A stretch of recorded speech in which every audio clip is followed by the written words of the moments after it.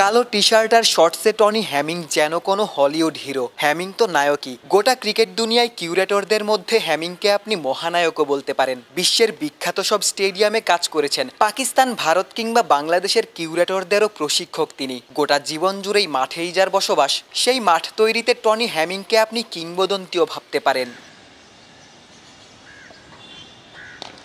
বিসিবির সাথে 2 বছরের চুক্তিতে টনি হ্যামিং বাংলাদেশে এসেছেন। সিলেট আন্তর্জাতিক ক্রিকেট স্টেডিয়ামের দেখাশোনা করছেন। প্রয়োজনে ছুটে যান চট্টগ্রামেও। এই 2 স্টেডিয়ামের বাইরে হ্যামিংকে খুব বেশি দেখা যায় না। তবে আজ দলবল নিয়ে শেরেবাংলায় হাজির অভিজ্ঞ এই কিউরেটর। কিন্তু কেন?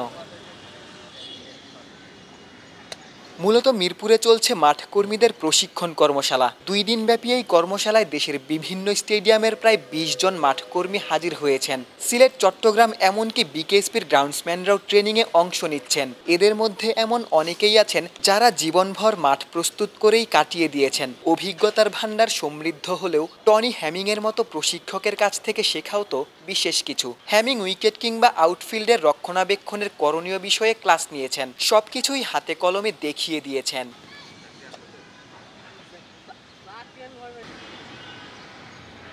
একাডেমি মাঠের নতুন এই ইনডোর ক্রিকেটারদের অনুশীলনের জন্য প্রস্তুত করা হচ্ছে, যেখানে প্রাকৃতিক উইকেটই রাখা হয়েছে। টনি হ্যামিং সেই উইকেটগুলোর ঘাস কাটার প্রক্রিয়াও নিজ হাতে দেখিয়েছেন। উইকেট কিংবা মাঠের জন্য হ্যামিং কতটা নিবেদিত প্রাণ, সেটা তো নতুন করে আর বলার অপেক্ষা রাখে না।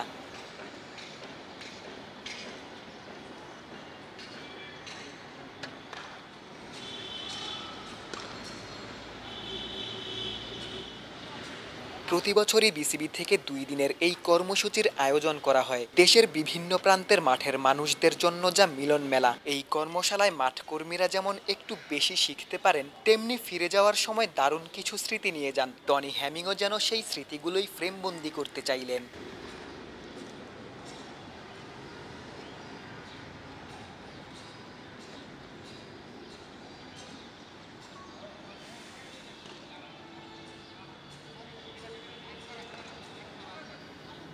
শেরেবাংলা জাতীয় ক্রিকেট স্টেডিয়াম থেকে ক্যামেরায় আমিনুল ইসলাম সুজনের সঙ্গে গোলাম সারোয়ার, ক্রিকেট 97।